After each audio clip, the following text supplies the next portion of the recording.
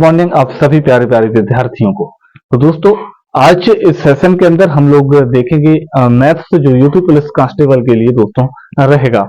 8 जून, 9 जून, 10 जून को आपको याद होगा कि आपका यूपी पुलिस कांस्टेबल का एग्जाम है, और वो 8 जून की जो डेट है आपके सभी के दिमाग में होनी चाहिए।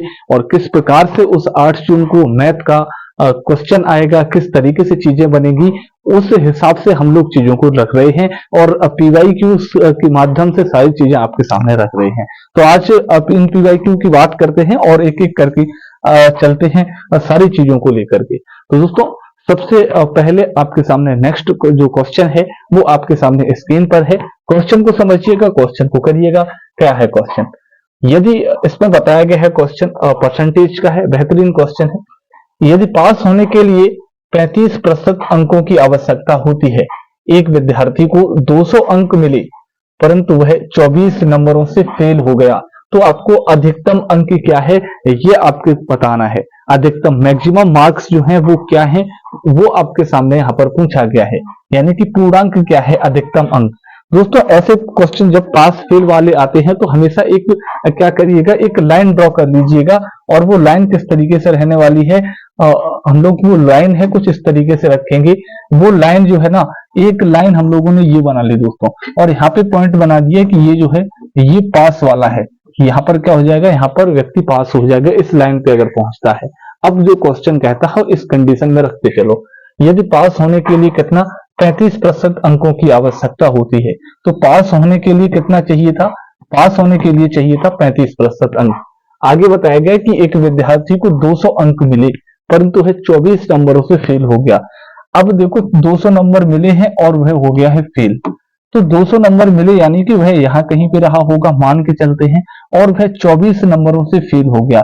मतलब उसके पास में अगर 24 नंबर इसमें से और ऐड हो जाते, 24 नंबर और उसे मिल जाते, तो वह पास वाली लाइन पर पहुंच जाता और वह पास हो जाता इस वाली पास वाली लाइन पे। मतलब उसके पास जो है वो 24 नंबर जो है वो कम पड़े, यानी कि ये 200 और ये 24 अगर हम मिला लें तो फिर पास वाली लाइन पे पहुंच जाएंगे। यानी कि अगर हम इन टोटल को अगर देखें तो 224 हो गया अपने पास में, और 224 जो है ये पास वाली लाइन है इसका मतलब अंकों में। लेकिन परसेंटेज में क्वेश्चन ने देखा है कि भाई 35% अगर मिले तो पास है, और अगर नंबर में देखें तो 224 है। मतलब दोनों चीजें बराबर हैं, 35% और 224।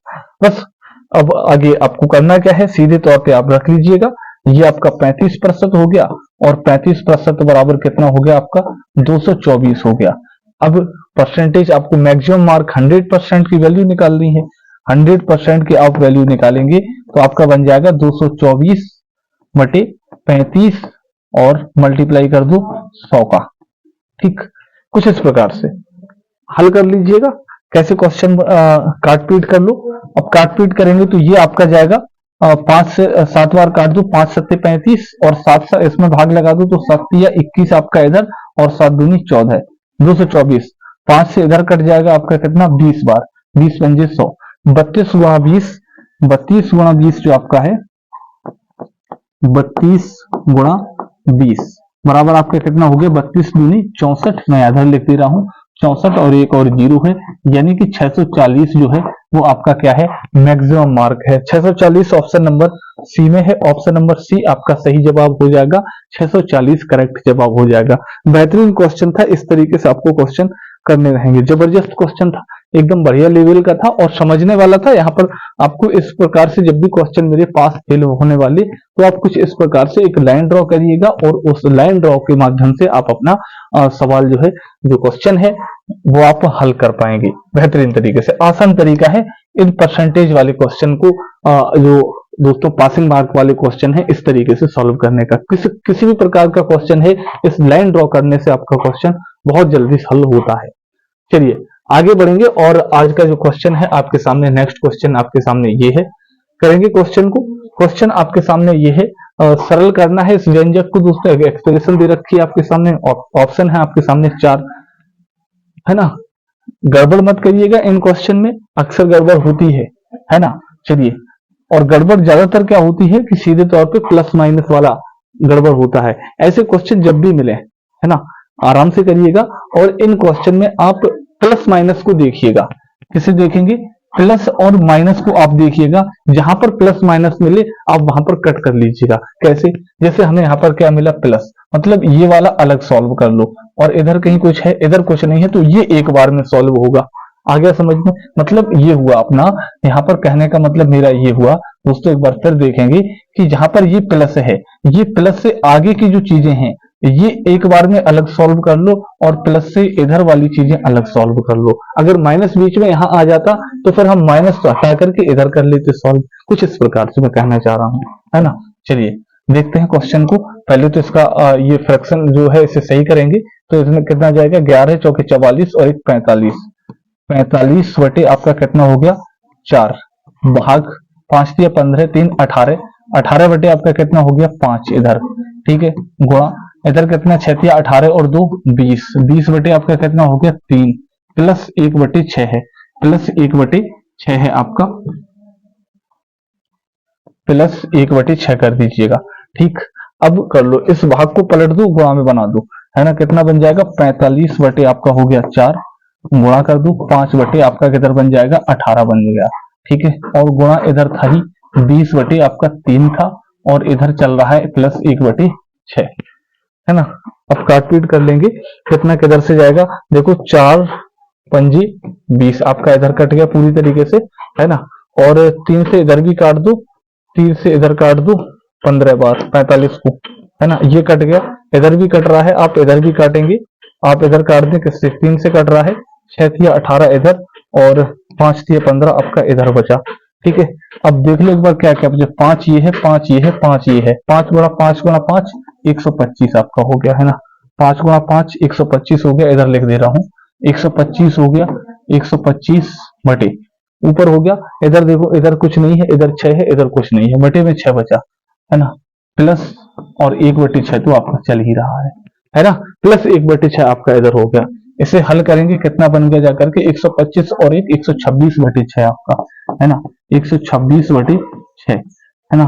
अभी किससे कटेगा, अभी ये 6 2 8 और 1 9 3 से कट रहा है, काट दो, 3 चौके 12 है और 3 दूनी 6, ठीक, बचा इधर 2 2 से काट दो, कितनी बार जाएगा 21 बार, 21 बार। देखो ऑप्शन नंबर है कौन सा, ऑप्शन नंबर बी है, 21 सही जवाब हो जाएगा इसका, है ना, 21 आपका करेक्ट आंसर हो जाएगा। ठीक है भाई, इस प्रकार से क्वेश्चन को करना है, कुछ ज्यादा टाइम टेकिंग क्वेश्चन नहीं है, बेहतरीन क्वेश्चन कर रहे हैं हम लोग, है ना। गुड मॉर्निंग आप सभी को एक बार फिर से दोस्तों। चलिए आगे बढ़ेंगे एकदम बेहतरीन तरीके से, जो भी जहां पर भी डाउट हो तो बता देना, वो क्वेश्चन मैं फिर से आपके सामने बता दूंगा लगा करके, है ना। नेक्स्ट क्वेश्चन आपके सामने ये है, और मैंने इसका मेथड आपको समझाया हुआ है पहली दोस्तों शुरुआती क्लास में। अगर बात करें दोस्तों क्वेश्चन क्या कहता है, क्वेश्चन को समझिएगा पहले बेहतरीन तरीके से। क्वेश्चन ने कहा है कि ए बी सी और डी जो 4 व्यक्ति हैं, कोई 4 दोस्त हैं ए बी सी डी, तुम में से कोई तुम्हारे 4 हो सकते हैं, उन चारों की बात हो रही है। उनके पास में दोस्तों 93,100 रुपए की संपत्ति वो साझा करते हैं। यदि ए बी का अनुपात 1:2 है, बी और सी का अनुपात 3:4 है, सी और डी का अनुपात 5:6 है, तो सी का हिस्सा ज्ञात करिए। सी का कितना है आपसे ये पूछा गया है। देखो टोटल वैल्यू आपको दे रखी है 93,100, उनकी टोटल उनके पास इतने रुपए हैं, ठीक है, टोटल वो साझा करते हैं। अलग अलग अनुपात दे रखा है, 1 अनुपात कर लो सभी का, है ना, 1 अनुपात कर लो सभी का, तो 1 अनुपात करेंगे बेहतरीन तरीके से, 1 अनुपात करो पहले, है ना। आपके सामने दे रखा है ए अनुपात बी, ए अनुपात बी, ये दिख रहा है ना, ए अनुपात बी, ठीक है, ए अनुपात बी, और आगे क्या है, कितना दे रखा है 1:2 दे रखा है आपके लिए, है ना, 1:2, फिर दे रखा है बी अनुपात सी, भाई बी अनुपात सी देख लो कितना है, बी अनुपात सी है 3:4, 3:4, ठीक है।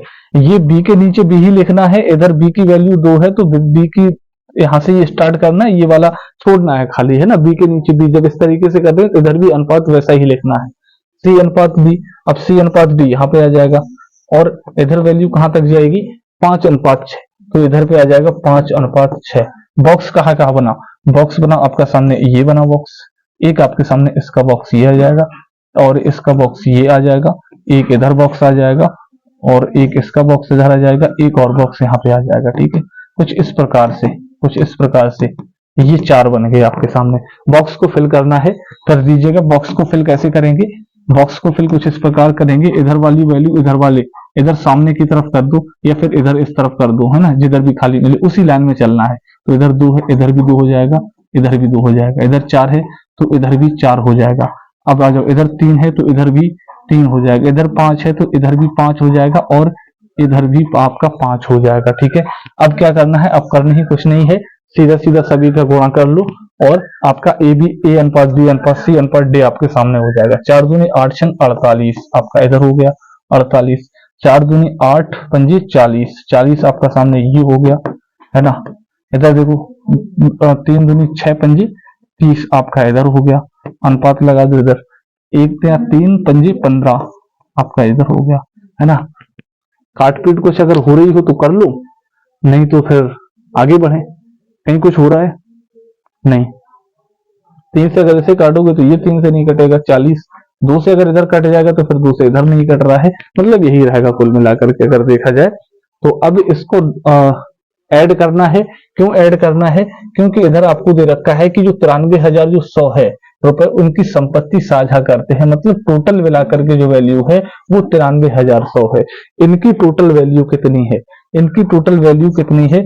इनको सभी को जोड़ें तो आपका इधर बनेगा 8 8 5 13 की 3 और 4 4 8 3 11 है और एक 12 है और एक हासिल थी 13 है, 133 इधर बन रहा है। तो ये 133 जो है ये 93,100 की वैल्यू है दोस्तों, है ना। तो अब देख लीजिएगा, यानी कि जो 93,100 है बटे में कितना आपका हो गया 133, 133 यस, मल्टीप्लाई किसकी वैल्यू आपसे पूछी गई थी? आपसे पूछी गई थी सी का हिस्सा। तो सी का हिस्सा कितना है भाई? सी का हिस्सा आनुपातिक रूप में देखो ए अनुपात बी अनुपात सी है, ये 40 नंबर, ये सी का हिस्सा है तो सी का हिस्सा कर दो इधर 40, है ना। अब काटपीट मचा दो, काटपीट किस तरीके से करनी है वो आपके सामने है दोस्तों, है ना। अच्छा, ऑप्शन की यहाँ पर मदद लें थोड़ा सा, है ना। अगर यहाँ पर आपको लग रहा है कि यहाँ की चीजें कैसी हैं, चीजें थोड़ी सी हो चुकी हैं बड़ी बड़ी वैल्यू, तो करना कुछ नहीं है। देखो 3 जीरो सभी में है, 3 जीरो सभी में है तो 3 जीरो इधर भी अपने बन रहे हैं, है ना। बचा कितना? ये आपके पास में इतना बन रहा है ना। 3 जीरो है, 3 जीरो में साइड में कर दूं तो अलग हटा दूं, मतलब 3 जीरो तो 931 का गुणा 4 में हो जाएगा। तो 931 का गुणा 4 में करना, 4 1 4, 4 3 12 की 2 और 4 9 36 और 1 37, 37 बटा 133, है ना। अच्छा, अब इधर आ जाओ, अब यूनिट डिजिट के आते हैं, है ना। यूनिट ये भी हटा दो क्योंकि 3 जीरो अपने पास में पहले ऑलरेडी हो चुके हैं, है ना। तो अब ये इकाई अंक क्या है? इधर 4 है, 4 से अगर हम 3 का गुणा करेंगे, क्योंकि ये इसका भाग लगना ही है ना, भाग ही तो होना है भाई, है ना, भाग होना है। तो 4 का करेंगे तो 4 3 12, भैया 4 है 2 आ जाएगा, इससे तो 8 है, 8 का गुणा अगर हम 3 में करेंगे तो इकाई अंक 4 बनेगा। हो सकता है आगे बढ़ू, 5 है, 5 3 15, इकाई अंक 5, लेकिन अपने पास में 4 है। 1 का करेंगे तो 1 3 3 बन जाएगा, लेकिन अपने पास में 4 वैल्यू दे रखी है। ऑप्शन नंबर बी है जो आपका सही हो जाएगा। कुछ कैलकुलेशन करने की जरूरत यहाँ पे नहीं पड़ी। क्यों? क्योंकि हम लोग चले गए ऑप्शन टेस्ट पे, और यही खेल आपको करना है। जब भी आपको लगे कि हाँ संख्याएं कैसी हो रही हैं, बड़ी संख्याएं हो रही हैं, कुछ उस प्रकार से ही आपको क्या करना रहेगा, तुरंत अपना जो है पासा बदलना होगा और ऑप्शन टेस्ट की तरफ जाना होगा आपको सबसे पहले, है ना। चलिए आ जाए नेक्स्ट क्वेश्चन की तरफ, और अगला क्वेश्चन आपके सामने क्या है ये देखिएगा। क्वेश्चन ये कहता है, यहाँ पर आप देखेंगे बेहतरीन क्वेश्चन है और अच्छा क्वेश्चन है भाई, ऐसा ही का है। यहाँ पर आप देखिएगा, एक निश्चित धनराशि पर 8% वार्षिक दर से 3 वर्षों के लिए साधारण ब्याज, और उसी धनराशि पर 8% वार्षिक दर से 7 वर्षों के लिए साधारण ब्याज 9,120 रुपए कम है।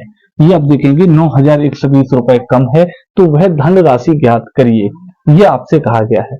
देखिए, एक कोई धनराशि है, कोई एक धनराशि है, कुछ भी मान लीजिएगा, है ना। उस पे अगर हम 8% और दर से 3 वर्षों के लिए अगर ब्याज लगाएं, एक तो वो, और उसी राशि पर 8% दर तो वही है और 7 वर्षों के लिए दें तो उन दोनों का जो अंतर है भाई 9,120 रुपए कम है, इसका मतलब उन दोनों का अंतर ही तो है ये। अगर हम तुमसे कहें कि तुम और हम एक जो एज में है वो 5 वर्ष कम है तुम्हारी एज, 5 वर्ष तुम्हारी एज कम है या फिर 5 वर्ष हमारी एज कम है, अगर ये कहें तो वो डिफरेंस ही तो है, वो अंतर ही तो है हम दोनों का एज का।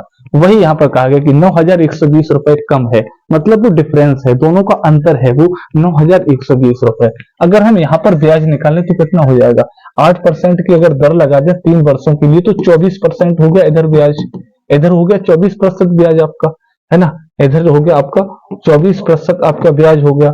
अगर हम यहाँ पर देखें 8% की दर है, ये तभी काम करेगा जब धनराशि सेम है भाई, है ना, 8% की वार्षिक दर है और 7 वर्षों के लिए है, तो यहाँ पर ब्याज कितना हो गया, यहाँ पर ब्याज हो जाएगा 8 से 56%, यही तो निकलेगा 8 से 56%, दोनों का मल्टीपल, है ना। अब दोनों का अंतर क्या है, दोनों का अंतर ही तो 9,120 है। यहाँ पर दोनों का अंतर क्या है, यहाँ पर अगर दोनों का हम अंतर निकालेंगे भाई, अगर यहाँ पर अंतर निकालेंगे तो कितना बचेगा, 56 में से 24 से घटा दो, कितना बचा 24 32%। यहाँ पर अंतर कितना है 32%, भाई ये 32% जो है वही तो दे रखा है 9,120, ये 32% ही तो 9,120 दे रखा है। अब 32% की वैल्यू कितनी हो गई, 32% की वैल्यू हो गई 9,120 रुपए। ठीक है भाई, निकाल दो, कितना निकाल, धनराशि निकालनी है 100% की वैल्यू निकाल दो। 100% की वैल्यू निकालने के लिए भाई क्या करना पड़ेगा, 9,120 बटे आपका हो गया कितना 32, गुणा किसका कर दो 100 का इधर कर दो गुणा। ठीक है, सॉल्व कर लो, काट पीट मचा के आपका आंसर आ जाएगा दोस्तों।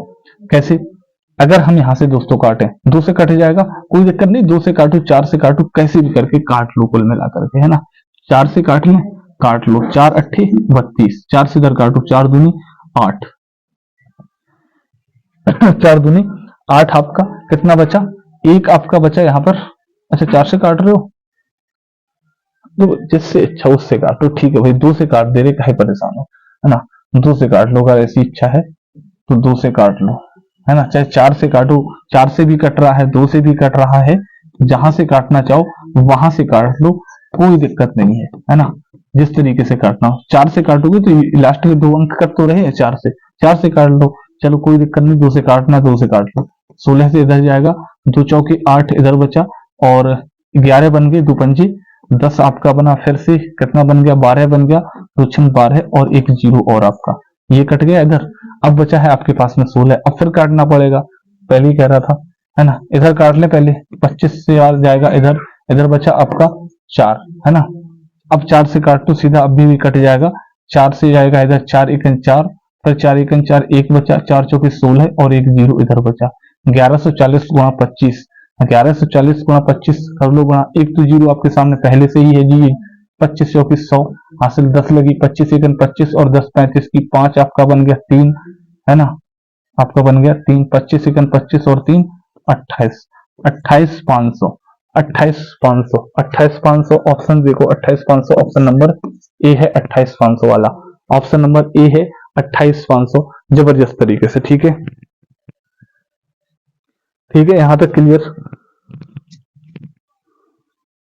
आ जाओ नेक्स्ट क्वेश्चन पे आते हैं। अगला क्वेश्चन क्या कहता है, अगले क्वेश्चन की तरफ चलेंगे।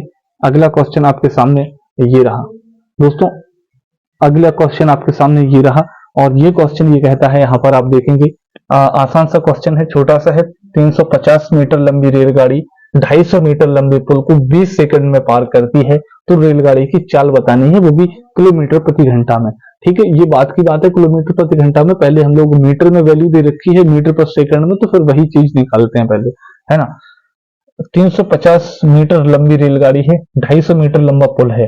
भाई यहाँ पर आप देखिएगा, जब अगर हम टोटल डिस्टेंस की बात करेंगे, अगर हम यहाँ पर अगर हम कुल दूरी की बात करते हैं तो कुल दूरी अपनी कितनी निकल करके आती है, यहाँ पर अगर हम कुल दूरी की बात करेंगे, कुल दूरी निकल करके आ जाएगी, एक तो 350 मीटर आपके सामने ये हो गई और इसके सामने ये 250 मीटर आपके सामने ये हो जाएगा, ये आपके सामने 250 मीटर हो जाएगा। क्यों हो जाएगा? एक लंबा पुल है, एक रेलगाड़ी है। मान के चलें जो पुल है कुछ इस प्रकार से है, कुछ इस प्रकार से ये पुल है आपका, है ना, ये पुल है कुछ इस प्रकार से, मान लिया ये आपका पुल है। ये इसकी वैल्यू कितनी है पुल की? 250 मीटर है भाई, है ना, ये 250 मीटर लंबा पुल है। इसके ऊपर से एक रेलगाड़ी है वो 350 मीटर की। मान के चले ये रेलगाड़ी आ रही है आपके सामने, है ना, ये रेलगाड़ी एक आ रही है ना। अगर अब रेलगाड़ी यहां से शुरू होगी दोस्तों, तभी तो पुल पार माना जाएगा, जब ये वाला हिस्सा यहाँ से चलते चलते चलते चलते कुछ इस प्रकार से, ये इस प्रकार से बन जाएगी आकर के, है ना, ये इस प्रकार से बन जाएगी आकर के, तभी तो माना जाएगा। मतलब ये इसकी टोटल डिस्टेंस हम लोग देख रहे हैं और ये देख रहे हैं, तभी तो टोटल मिलाकर के माना जाएगा कि पार हो गई। वही हम लोग इधर कर रहे हैं, तो टोटल दूरी कितनी होगी? 350 और 250, 350, 400, 200, 600 मीटर की, 600 मीटर की टोटल दूरी होगी। समय आपके पास में दे रखा है, टी आपके पास में समय जो है वो 20 सेकंड दे रखा है। अच्छा, अगर चाल निकाल दें, अगर यहां से चाल अगर निकालें तो कितनी बन जाएगी? 600 बटे आपका 20 सेकंड है, 20 सेकंड, 600 है आपका मीटर, 0 0 कट जाएगा, 30 बार जाएगा, मतलब 30 मीटर प्रति सेकंड आ गई आंसर। लेकिन क्वेश्चन में आंसर है किलोमीटर प्रति घंटे का, तो किलोमीटर प्रति घंटे में निकालने के लिए 18/5 का कर दो गुणा, 5 से जाएगा इधर, 5 छक्का 30 और 18 छंक आपका कितना हो जाएगा? 108, 108 किलोमीटर प्रति घंटा जो है वो चाल आ गई है। और जो ऑप्शन नंबर है किसमें? ऑप्शन नंबर डी में आपके सामने है, ऑप्शन नंबर डी 108 किलोमीटर प्रति घंटा। आसान सा क्वेश्चन था, समझ में आया होगा, कर भी लिया होगा पहले ही। दोस्तों आगे आएंगे, अगले क्वेश्चन पे चलते हैं। नेक्स्ट क्वेश्चन क्या कहता है आपके सामने? ये रहा अगला क्वेश्चन आपके सामने, ये है, ये भी आप करके देखेंगे। समय चाल दूरी का नेक्स्ट क्वेश्चन है ना, समय चाल दूरी का अगला क्वेश्चन है, इसे सॉल्व करेंगे। क्वेश्चन क्या कहता है समझिएगा। क्वेश्चन कहता है कि एक व्यक्ति अपने घर से 5 किलोमीटर प्रति घंटा की चाल से कार्यालय जाता है और उसी मार्ग से 20 किलोमीटर प्रति घंटा की चाल से अपने घर वापस आता है। यात्रा के दौरान औसत चाल आपको बतानी है। भाई औसत चाल आपको बतानी है ना। अपने घर से कहा जा रहा है? कार्यालय गया 5 किलोमीटर प्रति घंटा से, वापस आ गया 20 किलोमीटर प्रति घंटा से। औसत एवरेज चाल आपसे, एवरेज चाल का आप फॉर्मूला भी जानते हैं। एवरेज जो आपकी जो चाल है, वेलोसिटी है दोस्तों, अगर हम उसकी बात करें दोस्तों औसत चाल की, तो यहाँ पर आप जानते हैं एक फॉर्मूला आप जानते हैं 2ab बटे a प्लस b। आपने ऐसे भी पढ़ा होगा इसे 2xy बटे x प्लस वाई, है ना। तो ये भी सही है, कोई दिक्कत नहीं है, दोनों चीजें ठीक है, मतलब अपने आप में चाहे कौन सा भी वेरिएबल आप रख लीजिएगा। तो 2 गुणा 5 गुणा कितना है? 20 है भाई, है ना। 20 बटे आपका कितना हो जाएगा? x प्लस वाई, यानी कि 20 और 5 25 आपका इधर हो गया, 5 से जाएगा 25, 5 से जाएगा इधर, 5 चौके 20, 4 से काट पीट कर लो और 4 दूनी 8, 8 आ गई, 8 किलोमीटर प्रति घंटा। Option number D, option number 20 आपका सही जवाब हो जाएगा। यहाँ पर आंसर जो है 8 किलोमीटर प्रति घंटा। ऑप्शन नंबर बी आपका जो दूसरा है वो सही यहाँ पर आंसर हो जाएगा।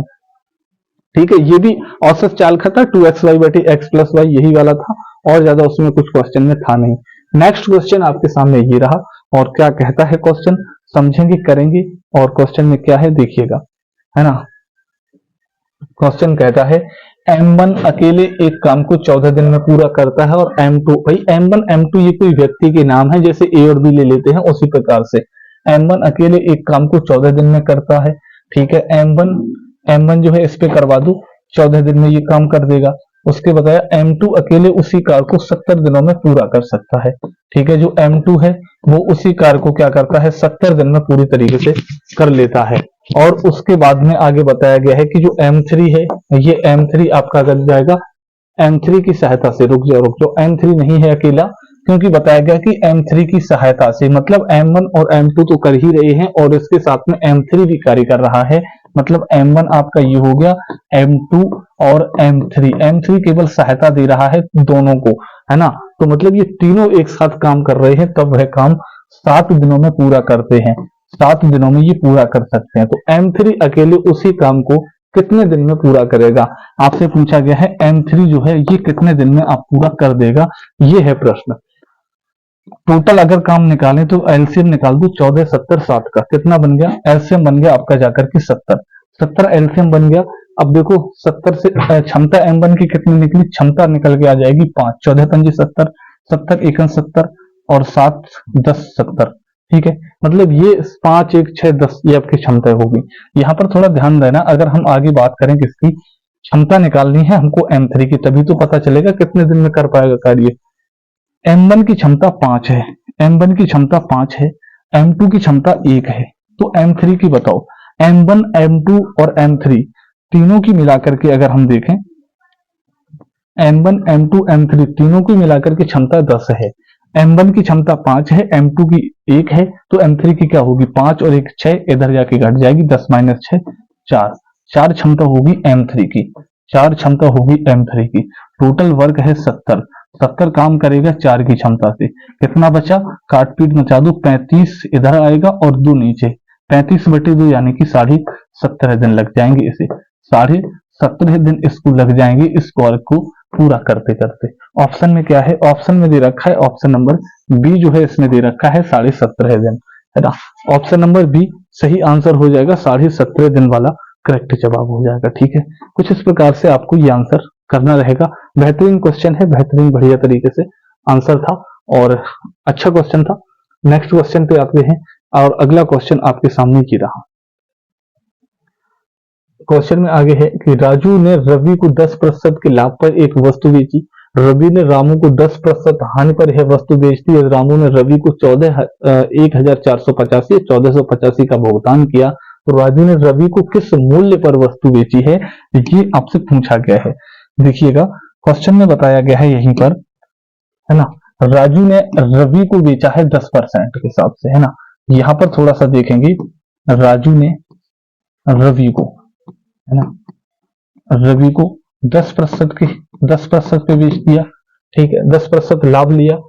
फिर रवि ने क्या किया, ये रामू को 10% की हानि पे, ये 10% की हानि पे इसने दे दिया रामू को। ठीक, ये 10% हानि पर बेच दिया। आगे बताया कि यह वस्तु बेच दी थी। रामू ने रवि को 1485 रुपए का भुगतान किया है। कितना किया है, 1485 रुपए का भुगतान किया है। किसने किया है, रामू ने रवि को, रामू ने रवि को 1485 का भुगतान किया है।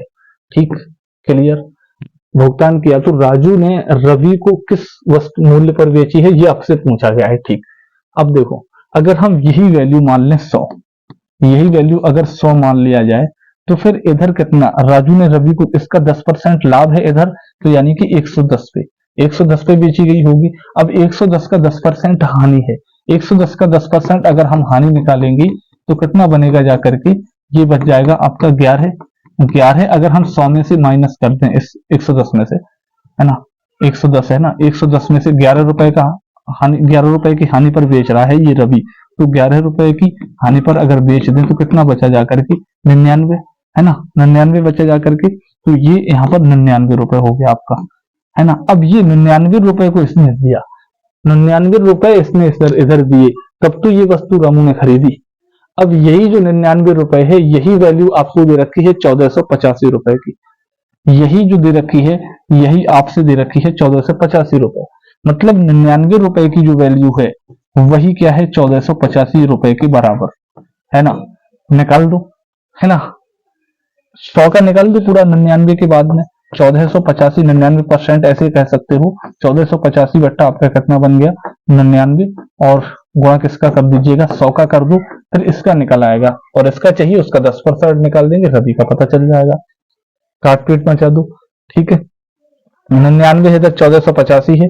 ठीक है, काट देंगे, किससे काटेंगे, हम काट दें सीधा, 11 से कट रहा है, बिल्कुल कट रहा है, 11 एकन 11 आपका 38 हो गया, 11 3 33 और 5 11 पंजी 55, 135 इधर 9 है, 9 को काट दो, 9 एकन 9 और 9 पंजी 45, यानी कि 1500 रुपए आपकी ये हो गए। ये जो है ये मूल वैल्यू हो गई है आपकी 1500 वाली, ये वाली 1500 निकल के आ गई है, ये 1500। अभी इस 1500 पे 10% का लाभ लेकर के इसको दिया गया है, तो 1500 का 10% लाभ ले लो, 1500 का आप 10%, है ना, 1500 का 10% जो लाभ है कितना होगा, ये आपसे यहाँ पे देख लो, ये कट गया दोनों जीरो, कितना 150, 150 इसमें से और ऐड कर दीजिएगा, 150 रुपए का यहाँ पर हो गया क्या, लाभ। 1500 में 150 रुपए का लाभ ले लो, कितना बन गया, 1650। 1650। तो कुल मिलाकर के अगर पूछा जाए तो 1650 आंसर है। क्योंकि क्यों 1650 आंसर है, 1500 आंसर क्यों नहीं हुआ? क्वेश्चन में कहा गया था कि राजू ने रवि को किस मूल्य पर बेचा, राजू ने रवि को किस मूल्य पर बेचा, यानी कि रवि ने किसने रुपए इसे दिए, तो 1650, क्योंकि 10% तो इसका लाभ है इसमें। ठीक है, क्वेश्चन बढ़िया था, एकदम बेहतरीन क्वेश्चन था, ऐसा नहीं है, हर लेवल का क्वेश्चन डाला हुआ है, और जैसा कि आपके सामने आप देख पाएंगे, है ना, ये एक बेहतरीन क्वेश्चन था, है ना, जबरदस्त तरीके से। चलिए नेक्स्ट क्वेश्चन पे आ जाओ। अगला क्वेश्चन आपके सामने ये है, और अगला क्वेश्चन क्या कहता है देखिएगा। क्वेश्चन में ये बताया गया है दोस्तों, क्वेश्चन में आपके सामने रखा गया है ये क्वेश्चन। चलिए, किसी वस्तु का लागत मूल्य 1800 रुपए है, यदि लाभ 32% है तो विक्रय मूल्य कितना है, ये आपसे पूछा गया। भाई नॉर्मल क्वेश्चन है, लागत मूल्य है आपके पास में, क्रय मूल्य दे रखा है, 32% लाभ दे रखा है, विक्रय मूल्य बताइएगा। 32% लाभ है, 32% को फ्रैक्शन में चेंज करो, 32/100, 800 की 32, इधर जाएगा आपका 25, है ना, 8/25, 8/25, 8/25, 25 क्या है, 25 क्या है, 25 है आपका क्रय मूल्य, 8 क्या है, 8 रुपए आपका प्रॉफिट है, और अगर 8 रुपए प्रॉफिट है तो एसपी कितना है, एसपी आपका 25 और 8 33 है, इस हिसाब से, है ना। ये सारी चीजें आपके पास में। अब यहाँ पर क्या दे रखा है वो देख लो, यहाँ पर दे रखा है लागत मूल्य 1800 रुपए, मतलब क्रय मूल्य जो है वो आपका 1800 रुपए है। इधर अपना क्रय मूल्य कितना है, 25 है, बराबर कर दो वैल्यू, 25 की वैल्यू कितनी हो जाएगी, 25 की वैल्यू हो गई 1800, 25 की वैल्यू 1800, 1800 1800/25 गुणा, निकालना क्या है, विक्रय मूल्य, विक्रय मूल्य कितना, एसपी कितना है 33, 33 का इधर कर दू गुणा। ठीक, अच्छा, अब यहां से मैं थोड़ा सा क्या करूं, मैं यहां से एक काम करूंगा, आप देखना यहां से ये जीरो हटा दीजिएगा, और इस जीरो की जगह पे 100 का गुणा कर दीजिएगा, है ना। 1800 ही तो है, ये भी आप देखेंगे तो 1800 ही तो है। अभी अगर आप देखें, गौर करेंगे तो अभी भी 1800 ऊपर लिखा हुआ है। ठीक है, अब क्योंकि काटने में आसानी है, ये जाएगा इधर 4 बार, 4 बार चला गया, कितना हो गया, 18 चौकी 72, 72 गुणा 33, 72 गुणा 33। अब आप अपने हिसाब से गुणा कर लीजिएगा, चाहे तो अगर ऑप्शन टेस्ट करोगे तो इकाई अंक कितना है, उधर 6 है, इकाई अंक 6 तो 3 में है, 3 में है तो फिर पूरा ही गुणा करना पड़ेगा। कितना हो गया आपका, इधर जाएगा 144, 144 का गुणा कर दो, 144 नहीं, 3 का करेंगे गुणा तो आपका हो जाएगा 6, 3 7 21, 2 से 16 का गुणा कर दो कितने में, 11 में, इधर बन जाएगा आपका 6 और 1 7, 2 और 1 3 और 2, 2376, 2376, 2376 option number B, option number B जो है 2376 जो है ये सही आंसर हो जाएगा, है ना, 2376। ठीक है, इस प्रकार से क्वेश्चन को करना रहेगा। बढ़िया क्वेश्चन था, थोड़ा सा मतलब कैलकुलेटिव था। जब ऐसे क्वेश्चन आएंगे तो सीधी सी बात है, थोड़ा सा कैलकुलेटिव होगा ही होगा, है ना, ऐसे क्वेश्चन को। चलिए आगे आए और नेक्स्ट क्वेश्चन की तरफ चलते हैं। अगला क्वेश्चन आपके सामने ये है, क्वेश्चन है राहुल की उम्र और उसके पुत्र अमन की उम्र का अनुपात दे रखा है 9:1 है ना। राहुल की उम्र और उसके पुत्र अमन दोनों की उम्र का अनुपात दे रखा है 9:1, और इनकी उम्रों का जो गुणनफल है वो 144 है। तो 4 वर्ष बाद उनकी उम्रों का योग कितना होगा, आपसे ये कहा गया है। वर्तमान में जो उनका अनुपात है वो है 9:1। मतलब यहाँ पर अगर बात करें राहुल और अमन की जो आयु का अनुपात है वो है कितना, 9:1, 9:1 यही है। उम्रों का दोनों का गुणनफल 144 है। अगर हम इसका मान लें कि ये होगी 9A और ये हो गया आपका 1A, इन दोनों की एज, राहुल की होगी 9A, अमन की होगी 1A, दोनों का जो गुणनफल है, गुणनफल कितना है 144 है। 144 गुणनफल है, कितना हो गया 9A² बराबर 144, यानी कि A² बराबर कितना हो जाएगा आपका 144/9। यहां से आगे आप कर भी सकते हैं, A बराबर कितना इधर हो गया आपका, इधर बन जाएगा कितना 144/9, मतलब A की जो वैल्यू आ गई वो है 12/3, 12/3 का मतलब 3 चौके 12, ए की वैल्यू आपकी आ गई 4। ए की वैल्यू कितनी है 4। ए की वैल्यू इधर हम रख दें तो कितना बन जाएगा, ए की वैल्यू 4 है, 4 का इसमें गुणा कर दीजिएगा, 4 का इसमें गुणा कर दीजिएगा, ये कितनी होगी 4 हो गई, ये आपकी होगी 36। राहुल की उम्र वर्तमान में 36 है, अमन की उम्र वर्तमान में 4 है। दोनों की 4 वर्ष बाद में बतानी है, दोनों की 4 वर्ष बाद, 4 इसमें भी जोड़ लो, 36 4 40 हो गया इधर, और 4 इधर भी जोड़ लो, कितना हो गया 4 और 4 8 हो गया। 4 वर्ष बाद उनकी उम्रों का योग। अब इनकी योग इधर 40 है इधर 8 है, तो 40 और 8 आपका कितना हो जाएगा 48 आंसर हो जाएगा। ऑप्शन जो है ऑप्शन नंबर बी बेहतरीन तरीके से सही जवाब है। ऑप्शन नंबर बी सही आंसर इसका, है ना। तो ये थे टोटल 10 क्वेश्चन आपके सामने लेकर के आए थे आज PYQ के रूप में, और ये आपके सामने जो क्वेश्चन है बेहतरीन तरीके से किए हैं। आपके कितने 10 में से सही है कमेंट बॉक्स में बताइएगा, और कोई अगर डाउट है तो भी आप कमेंट बॉक्स में छोड़िएगा। चलिए दोस्तों, मिलते हैं नेक्स्ट वीडियो में। क्लास कैसी लगी ये कमेंट बॉक्स में नीचे जरूर पिन करें और बताएं कि क्लास कैसी थी। नंबर्स की संख्या और मैं बढ़ाऊंगा, जो क्वेश्चन है इनकी नंबर्स ज्यादा बढ़ा